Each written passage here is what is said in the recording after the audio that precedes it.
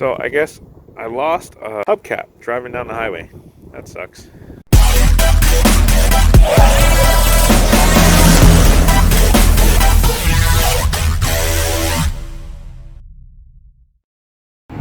What's up, guys? So for today's video, we are doing a review of my 2000 Toyota Sienna that I bought out of a junkyard.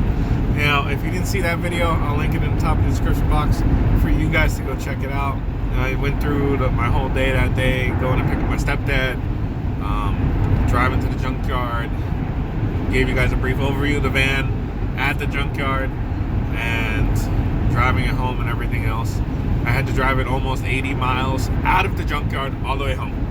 But that's not for this video. We're going to be doing a review of the van. Now, right now, we are on the highway. We're doing a steady 68 miles an hour. So you guys are all set up right here. You're not moving around or nothing, which is good. I was worried this wasn't going to work, one of those little phone jack stands, because the dashboard is slanted. But yeah, overall, cruise-wise, it feels just like you would think it feels like a minivan. It's a little bit boaty, like, you know, but it is a wider vehicle. It's a little bit longer. It weighs a little bit more. So yeah, overall drive feel feels great.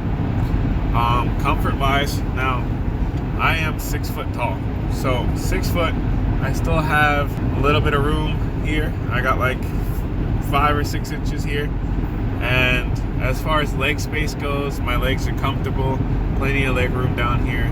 Same thing on the passenger side. I'll show you guys that in a little bit here. But specs on the Toyota Sienna: it gets 16 city, 22 highway. It is a 3.0 liter V6 motor, a 4-speed automatic transmission, 194 horsepower, 202 foot-pounds of torque, which is great. A 21-gallon gas tank, which is a decent sized tank, holds a lot of gas. I did go through 1 tank of gas so far in this thing, and from full I got about 500 miles.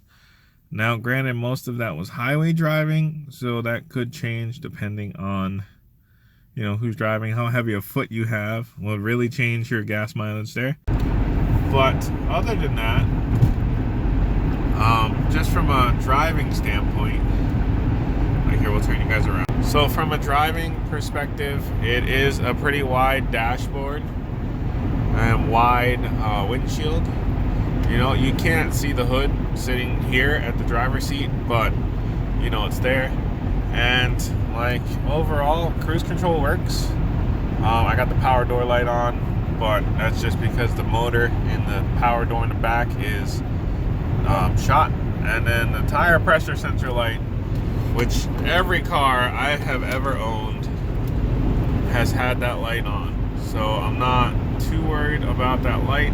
Steering wheel, you have radio controls here, cruise controls here, wipers, front and rear wiper, and your washer fluid on the right side here on the little lever, and your gear shifter. Obviously you have your horn. And this side you have your turn signals and headlights, typical Toyota stuff. You got your dimmer for your dash, and your mirror controls left and right. They're electric mirrors, which is awesome. You won't have to get out to adjust your passenger side mirror every time you need to move your mirrors. And then down here you have your power door and your steering wheel adjuster lever to adjust your steering wheel. Driver's side door, you do have the automatic window control for the driver's side, the window for the passenger side, a window lock, and your lock and unlock, obviously. And you got this little like cubby area on the door, which is very helpful. Same thing on the passenger side, the little cubby, and you got the window control and lock and unlock on that side. So this here is to raise your seat up. See, you turn it, your seat goes up. You turn it the other way, your seat goes down. So, and then right here is for your gas cap. You pull this little lever and your gas tank pops open. So that's typical Toyota. Every Toyota Sienna I've been in has that little lever from 99 to 2003 that I'm sure of. I don't know about the new ones, if they still have it or not, but leave a comment down below if you know. Over there, and each seat has these little cup holders. You push the thing, they pop down, boom, little cup holder. The glove box, I like this glove box because it's tilted down, so it's not like a flat glove box where you open it and there's a chance all your stuff fall out. Your stuff is like down inside the glove, and it has the lock. You can lock it with your car key, but I don't know anyone that actually locks their glove box. So inside the van here on the center console, you got your AC controls, your heat controls. Right down here you have a power door button, the rear controls, and the rear vent for the back rear windows. And then you have a basic radio, you know, you got the tape deck, the CD player, you know, your regular tune, FM, AM radio things. Also you got your 4-ways here, your rear defroster here, and there is 2 plugs here. And then you can see here at the bottom compartment I showed you has a handle. Pop the little handle and it comes down and goes up. Boom, boom. And you have your clock here. Let me turn the key.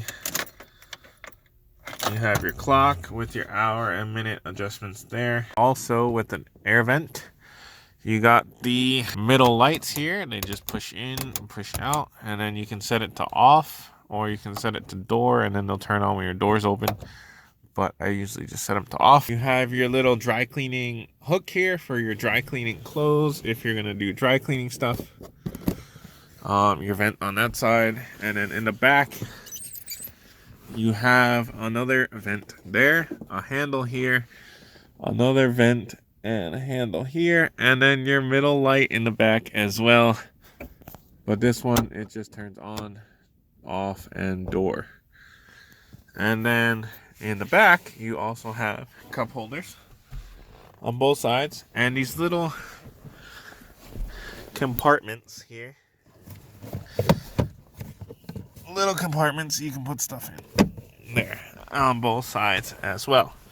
Now this back seat, you can see it's separated right up the middle, but it is 3 seats. So you can put 3 people back here comfortably. And behind the middle seat on the driver's side, there is a outlet here for either a cigarette lighter or a phone charger plug. But yeah, and then there's another ashtray on the passenger side in the back here as well. This one's on the passenger side. The one in the middle is on the driver's side, and then there's the one up front on the center console in between the front 2 seats.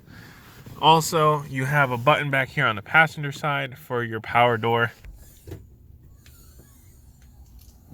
And then you also have the rear hatch, opens up just like that, like the regular back of any minivan. And then these back seats do fold down like so. I'll show you guys the lever from this side. And then as far as the back little area here goes, it's a decent amount of space. I got my 3-ton jack back here, a full-size toolbox, 2 jack stands, the crossbar to get my tires off, and a little ratchet set, the brush, the arm for the jack. You got this little light here in case you need some light back here. And then in here is where your jack would go. If you buy the van, it should come with a jack in here and a bar to get the jack out. Right now I'm just using it for an extra quart of oil and some Rain-X because I like taking my 3-ton jack around. Makes everything in life a little bit easier.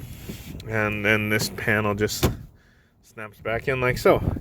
And then this little panel right here pops out. That is for your spare tire, which is underneath your van right there. And then you pop that little panel open, crank it down, and your spare tire will come down. And then these are your little hubcaps. These are the cheap little plastic Toyota ones. They still look decent. And then like I said, it is 15-inch rims, And these are 215/70 R15s. So 15-inch wheels, decent size. Give you guys a little walk around of the van. Nice tinted back windows, clean paint job. This one is the LE, so this is a not quite the XLE, but it's the one right before it, and it does have a roof rack on top. I don't know if it says, here it is. Max weight 110 pounds, which is quite a good bit of weight you can put up there, as long as you strap it down properly. Okay guys, so that's my review of the 2000 Toyota Sienna minivan. Now, would I recommend it? If you have kids, yes. If you're, you know, going on a trip somewhere and you got lots of luggage, or you plan on bringing some people with you and have luggage, yeah, I'd recommend it. I mean, if it's just yourself, like right now it's just me, I don't know that I would need a minivan for just me. Maybe if you're scrapping, or if you do like a lot of like house closeouts or something, maybe you need a minivan. This will be great because then you can pop the back seats out, you'll have plenty of space, and then if you ever wanted to put them back in, take people around with you, you have room for that as well. So overall, I think it's a good vehicle. It's a great running vehicle, lots of space, like I said. I'd recommend getting one, mainly because it's a Toyota. These things are, as long as they're well taken care of, these things can go 300,000-400,000 miles. My uncle used to have one that had, I believe, 450,000 miles on it before he got rid of it for a newer vehicle. But so these Sienna vans, especially the 99 to 2004, are practically, as long as you take care of them, are really great cars. So guys, if you made it this far in the video, like always, hit that subscribe button if you haven't already, and then click on the little bell. This way you won't miss any videos when I post them, because I am trying to get more consistent with these uploads. We're up to about 2 videos a week. I think last week I did 3 videos a week, so I'm trying to stick between 2 and 3 videos, and all the support helps. I'm trying to get the channel sponsored. I am still working on locating a project car for the channel. Thinking about building a little 10-second drag Civic, so if that's something you're interested in, stay tuned for that. Also, all my social media is in the description box for you guys to go check out. Instagram, Facebook, Snapchat, Twitter, and I post on them daily, so you definitely want to keep up to date with those, and you want to come back and check here for more videos. Good vibes, good cruise.